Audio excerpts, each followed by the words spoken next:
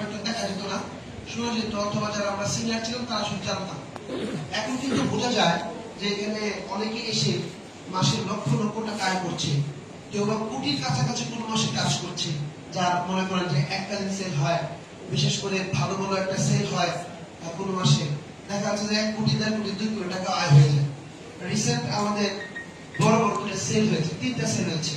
একটা স্যাটেলাইটে সেল হয়েছে প্রায় 1000 কাটা, একটা টিম সেল করেছে, আবার এই টিমটা আবার ওয়েস্ট ইন্ডিজে সেল করেছে প্রায় 1300 সামথিং কাটা, আবার আরেকটা টিম সেল করেছে প্রায় 1000 কাটা।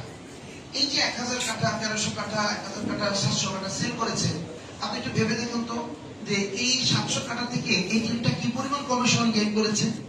এখানে তো কোনো সিনিয়র লিডার অথবা ডিরেক্টর বলছে না, এই আপনি এত টাকা নিয়ে যাবেন, 5 কোটি 10 কোটি 15 কোটি দিব না, আপনি অন্তত পাবেন, বেশি পাবেন না।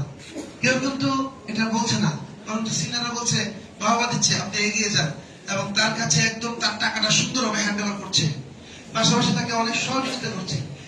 এই যে একটা ব্যক্তি 1300 কাটা সেল করে দেখা যাচ্ছে যে একজন 12 কোটি 13 কোটি আপনার 7 কোটি 5 কোটি 3 কোটি টাকা কমিশন পাচ্ছে, অথচ সুন্দরভাবে কিভাবে ওনার কমিশনটা দ্রুত উনি পেতে পারে, উনি যেন আরো মোটিভেশনের সাথে আগাতে পারে, এই বিষয়গুলো কিন্তু প্রতিনিয়ত তাকে মোটিভেট করা হচ্ছে। কারণ এই প্ল্যাটফর্ম ছাড়া কোন ওয়েতে একজন ব্যক্তি 3 কোটি 7 কোটি টাকা একবারে ইনকাম করার সুযোগ ছিল বলেন? সো আমাদের একজন লিডার সবসময় এখানে বলে যে এখানে বছরে 1 কোটি টাকা আয় করা যায়, এবং এটা শুনে সবাই আসে এবং দেখে 1 কোটি তো উনি কম বলে, কারণ উনি যদি বেশি বলতো তাহলে হয়তো বিশ্বাস করতে না, কিভাবে সম্ভব। আসলে রিয়েল এস্টেট থেকে বেশ possible, real estate business, asset development business, এই বিজনেস থেকে আসলে এটা পসিবল। অন্য কোনো বিজনেস থেকে আসলে এটা কেউ বললে বিশ্বাস করার কথা না, আর এটা সম্ভব ছিল না। তো যেহেতু রিয়েল এস্টেট বিজনেস অনেক বড় বিজনেস, এটা হাই ভ্যালু প্রোডাক্ট,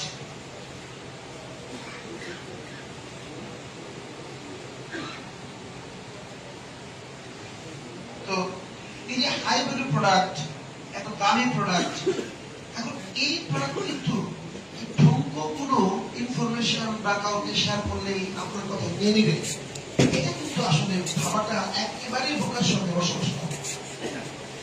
আপনার কথা শুনেই উনি কোটি টাকা ইনভেস্ট করে দেবে। আমি তো মনে হয়, আমার তো মনে হয় যে এখানে মনে হয় না 40 লাখ টাকার নিচে কোনো প্রোডাক্টের প্রাইস আছে। 30 লাখ টাকা আমাদের থার্ড সেক্টরে থাকতে পারে, কিন্তু ম্যাক্সিমাম তো 30-এর মধ্যে